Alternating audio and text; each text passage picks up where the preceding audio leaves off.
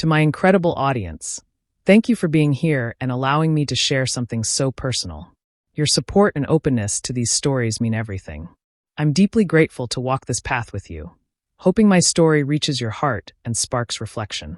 Discovering my partner's betrayal felt like a nightmare that didn't belong to my life. It was the kind of truth that shakes the ground beneath you. So unreal, so cruel. Yet it was mine to bear. My marriage. My reality.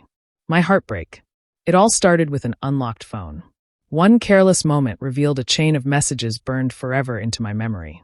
Last night was unforgettable. I'm counting down to our next moment. 10 words, just 10, that destroyed 10 years of trust. When I confronted her, she didn't deny it. No tears, no guilt, just a calm, cold admission. I stopped loving you years ago. Her detachment hurt more than the affair itself. That night, I grabbed my keys and left. I drove aimlessly until I ended up at the only place that didn't feel suffocating, my office. At first, I told myself it was temporary, a night or two to clear my head. But the sterile glow of my monitor, the neat rows of spreadsheets, the quiet hum of the air conditioner, they became my refuge. The office didn't lie. It didn't hurt.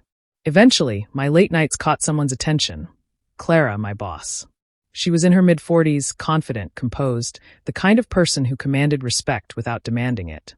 One evening, long after everyone else had gone home, she stopped by my desk. "Are you planning to move in here?" she asked, half joking, but her eyes carried genuine concern. I forced a small smile and muttered something about catching up on work. She folded her arms, tilting her head slightly. "Don't give me that. You've been burning the midnight oil for a week.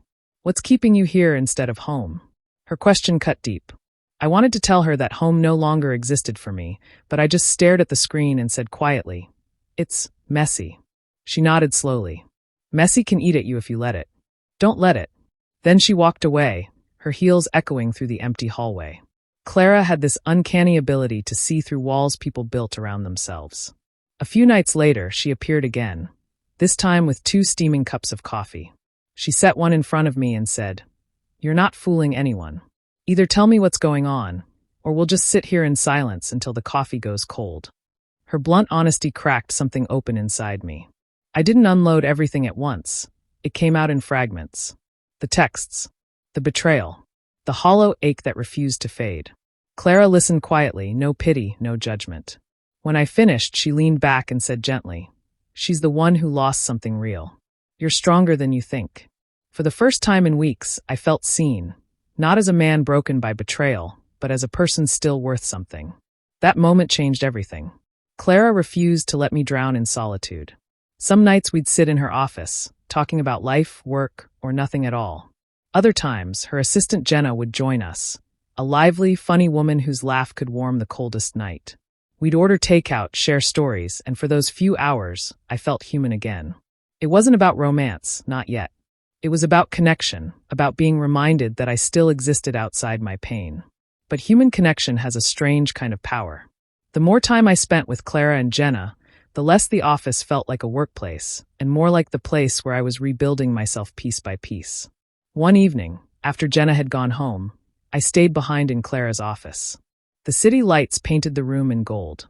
We sat in silence, sipping our coffee until she spoke. "You can't keep punishing yourself for her choices." I stared at my hands. "I don't even know who I am without her." Clara leaned forward, her eyes fierce yet kind. "Then it's time to find out." Her words weren't comforting, they were a challenge. My wife had stopped seeing me long ago. Stopped caring. Stopped acknowledging I existed. But Clara refused to let me fade away. That night, she stood, circled her desk, and said something that still echoes in my mind. "Come with me instead." It wasn't an invitation to an affair, it was a lifeline. A call to stop living in the ruins of someone else's choices. So I followed.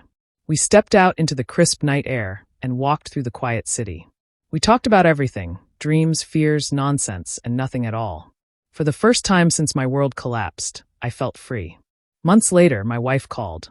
She cried, said it was a mistake, begged for forgiveness. Once those words would have broken me. But Clara's voice echoed in my head. "Come with me instead." Not with her. Not with anyone else. But with life. I told my wife no. I told her I deserved better. And when the call ended, the silence didn't feel heavy. It felt peaceful. Clara and Jenna didn't save me. They helped me remember who I was. That betrayal doesn't define you. Your choices after it do. My wife's infidelity began this story, but the ending? That's mine to write. And I choose to keep moving forward into a life I can finally call my own.